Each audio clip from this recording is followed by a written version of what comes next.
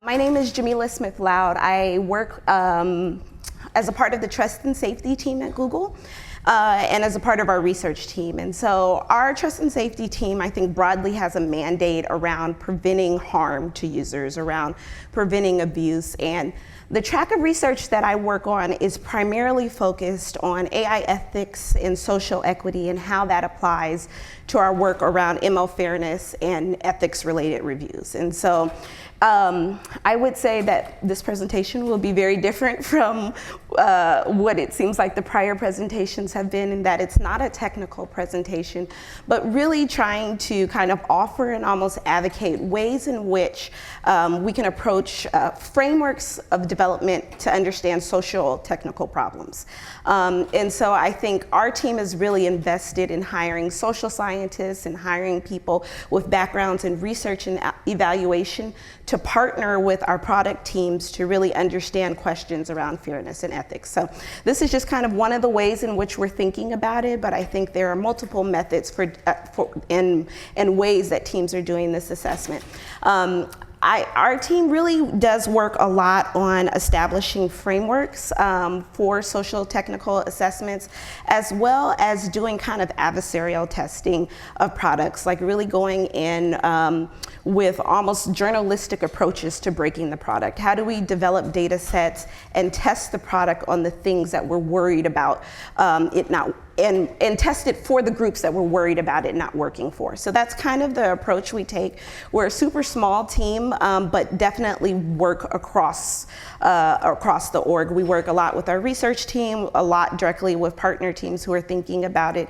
And it's not a perfect process, not a perfect science, but it really is trying to think about when we are saying that we're operationalizing our AI ethics, when we're saying that we have prioritized fairness in our products, how do we do it? And it looks different for many of our products, but I'm going to talk about just one of the frameworks that we use to really try to do these assessments. So how many of you have ever heard of a social impact assessment? Nobody. Okay. So this is a new audience for me. So we do a lot of, and it's a new process where we do kind of social and equity impact assessments of our products. And the goal really is to understand not only the impacts on our end users, but what are the impacts on society overall? And how do we understand, particularly when those impacts are impacting a smaller subset of society more than other people. And so this research method really does come out of the history of environmental impact assessments, where there's been some regulation and government mandate that if you're going to do something that impacts the environment at large, you have to do some sort of impact assessment. And even at the state level in California, there's a new process of including equity impact assessments into our funding process and our funding decisions. So how does the State Board of Education make a lot of assessments of whether or not policies are working or programs working is by doing some sort of impact assessments. So really what we've done is try to utilize these existing frameworks for how governments and policymakers understand impact, and then try to include that into our technical process. Let's see, what else do I want to say about social equity impact assessments? It's really about assessing both the short and long-term impacts, right? And some of them, I think, will be negative and positive, right? So we're just understanding impacts broadly that are about the way that people live, changes to their living situations, to their economic stability, to their understanding of cultural norms. How do we include that into our process of understanding how our products are deployed?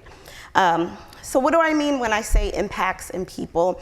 Not easily defined terms, but not intended to be unambiguous, right? So I put this list out here not as an exhaustive list, but it's almost one of the tools that we use in terms of issue spotting and brainstorming to get people thinking, what are the impacts that I may not have considered? Is there an impact to someone's employment? Does it make a change to social and physical infrastructure?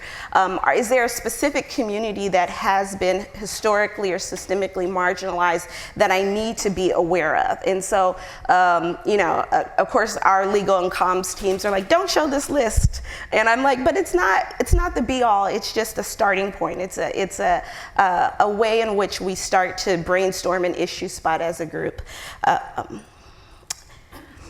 And a little bit about our approach. I think that for many of our teams, we're really starting to understand that these products are being deployed in very complex contexts. And so the question then is, how do we start to understand those complex contexts in a way that also feels equitable, that feels ethical, and it feels like it's driven by some sort of values. And so one of the hard parts about it is really trying to engage in hard questions around issues of race, around issues of class, around issues of economics, and really trying to anticipate what those harms are.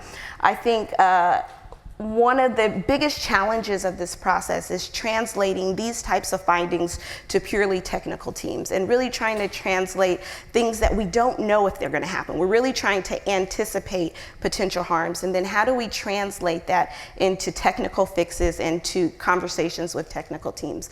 And sometimes, in some cases it's easier than not, but it really is a process of saying, I'm not offering data that says there's a direct causation of your product in this harm, but really trying to think about what that anticipatory process is.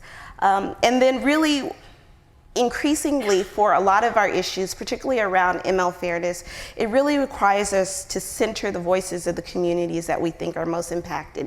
And that happens in many ways that are very traditional to our UX teams, including focus groups, doing surveys, doing expert interviews, really utilizing what are very traditional UX tools to really then understand complex questions. And I think I talked about this a little bit in the previous slide, but I heard a talk this morning about hard choices and what does that mean in the AI space, and how do we understand when these kind of normative choices are being baked into the development of products. And so I thought that was a really interesting idea to think about. How do you handle hard choices? And sometimes it's really with being okay with answering the really hard questions. And I think we really try to force our teams, particularly when we are doing launch reviews for new products, to really think about those really hard questions about whether or not there are power imbalances that impact the way that the product will be received by our users, whether or not there are huge contextual issues related to economics, related to other social issues that should be considered. And those are hard questions, and sometimes they don't have very clear answers. But I think the growing trend is, in order to make those hard choices, you have to start to deal with some of those harder questions. So this process is part of the anticipatory process and part of a larger proactive process. For a lot of our AI ethics reviews, we're really doing an assessment of risk. And it requires a few steps for us to really understand what the risk is. And I think that the equity impact assessments and the social impact assessments come at the very beginning of that process. And it really is trying to understand, are there impacts that I should be worried about? And then the next step is really understanding what's the likelihood of those risks and what's the severity. And for our company, the hardest question is always, how do we understand impacts at scale? How do we understand impacts where they happen differently depending on geography? And so that is part of the process, is really understanding those likelihood questions and then being able to put that in the context of a specific product and really talk through with product teams, how do we understand this likelihood within the context of your product? And then how do we then manage that risk? How do we balance questions of benefit and harm? And then who's the arbitrator? Like, who makes that final decision? Part of that process really for us has been, I guess about a year ago, we released our AI principles. And with the AI principles, it provided some sort of guide guide for us to assess the risk of hard ethical questions. And part of that governance structure really has been to bring lots of people into the room, both people with technical expertise and both people with social sciences, humanities, and even one of the things that we have is a ethics professor who also sits in as part of a lot of these processes to really get to this question of how do we balance these competing interests. Sometimes there's a competing interest between accuracy and security. Maybe it's a competing interest between better performance of a personalization product and the use of really personal information. And so these balancing questions are happening all the time, and they're overlaid with understanding what the risk is. And then, ultimately for many of our teams, they're really happy that we're having these conversations, but they're like, what do we do next? And that's where the mitigations come in. And it really is about trying to develop very specific and concrete ideas about how to mitigate the risk. Sometimes they're questions about whether or not there's been proper consent. Sometimes they are explainability questions about whether or not users actually understand how they're engaging with the products. So there's all of these ways in which we're thinking about mitigations, and for some particular risk, sometimes the mitigation doesn't exist. But for most of these processes, the goal is not just to end with a very hard yes or no, but the goal is to end with a series of mitigations where we can work with our product teams to make sure that we're all doing the right thing. So back to how we're thinking about impacted users. This is kind of a process that we think about, particularly one of our AI principles is really about not violating any international norms of human rights. And so in that conversation around human rights and around impacts, we start with this kind of very universal idea that we're all rights holders, that users may be all impacted by these things. But as a kind of operations team, we do have to go through some process where we think about who's most likely to be impacted negatively. And that requires us to have some sense of whether or not there are particular groups who are vulnerable to harm, whether or not there are groups who are more because of something that is kind of individual to themselves, and whether that's their own income level, their education level, maybe there's certain health risks that they may be more susceptible to harm, and then really understanding how concepts like marginalization fall in and play into these questions. And we had a conference yesterday with our UX team, and we really had a conversation about being very analytically specific about who we're talking about, who's harmed. And so sometimes when we're talking about ethics, it gets into these very theoretical, broad conversations. And the goal really is, particularly for our research teams, to be able to hone in to very specific questions of who's harmed. So when we say someone is vulnerable, we want to know what specifically is that vulnerability, not just that there is some conception of vulnerability, not that there's a stereotype of vulnerability,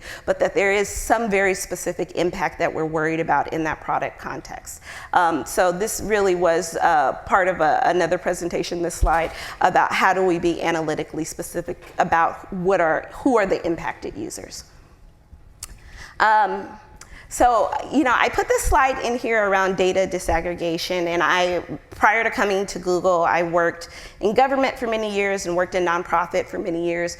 And one of the ways in which we really understand impacted users is taking aggregate data and really disaggregating by some sort of group level, whether it's gender, whether it's age, whether it's race, and really seeing how we understand different outcomes. And so I think, for those groups, in terms of policy groups, data disaggregation is a common practice of ways in which we kind of triage and understand harms. And so I think it's an important practice, at least even for our UX community, to start to engage in as they understand the context in which their product lays.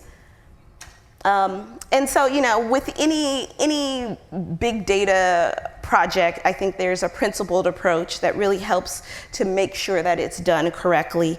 And it really is, one is just the practice of disaggregation. The other is really trying to think about how do we drill down to the most specific point of reference that we can. Sometimes when we're thinking about questions that are geographically related, we want to make sure that we're not looking at national averages and then making huge conclusions, but that we are even thinking about this at the census tract level. And so it really is about trying to get as specific and drilling down as much as we can into the data. And then also really thinking about what those collection practices look like and making sure that they're done in a way that is rigorous, that is ethical, and that makes sense. And so even if we're issue spotting or just trying to figure out what the impacts are, making sure that we're still using data practices that we feel comfortable with. And then really, particularly for this question around fairness and ethics, one of the most important things I find is really trying to also spend some time understanding what the research-based understanding for the problem is. And so sometimes we kind of leave outcome data at the outcome level. We say, this group experiences this one way and this group experiences another way. And what becomes really important is some explanation into the why. Because otherwise, I think your audience and whoever is kind of using the data can make up reasons of why the outcomes exist. So it really is important that we think about whether there's systemic or structural issues, but why does the data look this way is an important part of the assessment. So I use this food access and income disparity just as an example of a potential use case that I've been really interested. A lot of our products use some sort of location as a way to give recommendations. So whether it's in maps or whether it's in another product, a lot of our products really do use location data. And so I was kind of thinking, I wonder what this connection is between how we give location data and how that impacts certain communities.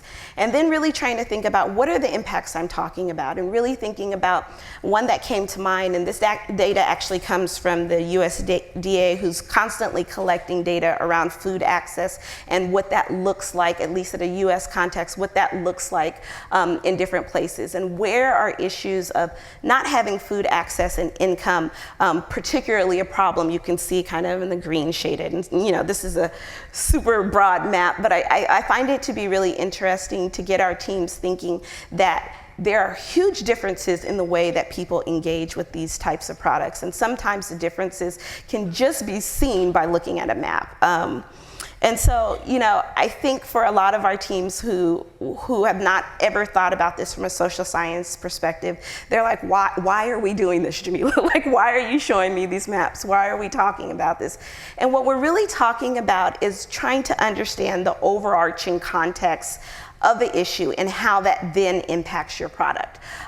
Really trying to think about what are the inputs that we have internally that really do impact how we can understand these issues, and then what is the effect? What are we working towards? And so, from a social science perspective, we kind of use logic models a lot to show that all of these inputs and all of these processes are related to each other, and they're really about having a clear understanding of context and purpose.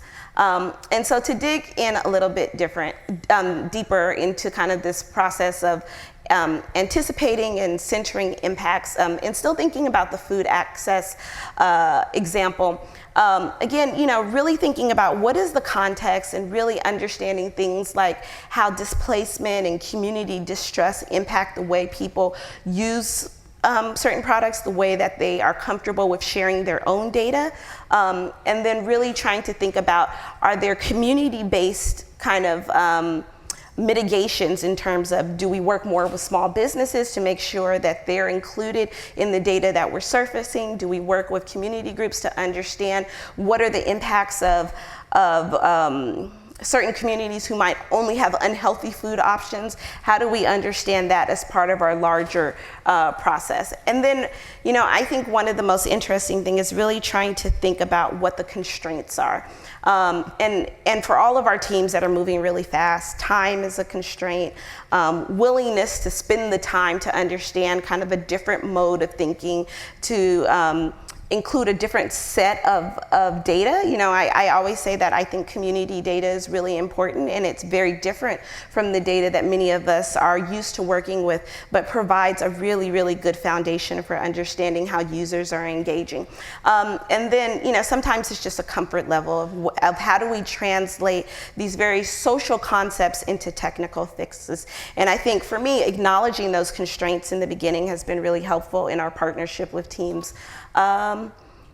And let's see. Yeah, I mean, I think mentioned before that in terms of activities and inputs, we really do think about both qualitative and quantitative research as really valuable inputs in understanding this process towards some sort of tangible output. So making sure that people don't feel like we're engaging in this just to be talking. And yeah, I'll end with this slide and really would love to discuss this with any of you who are thinking about this. But I think for us, as we're trying to operationalize fairness and ethics into our process, it requires us trying out some frameworks. And not all of those frameworks are a perfect fit for every product, but we are trying out different ways in which we can really bake this process into what our teams do, into how our ethics reviewers are thinking, and even into how kind of our comms teams and legal are thinking, so that there's a whole contextual understanding of the product. So, yep, that's it. Thank you.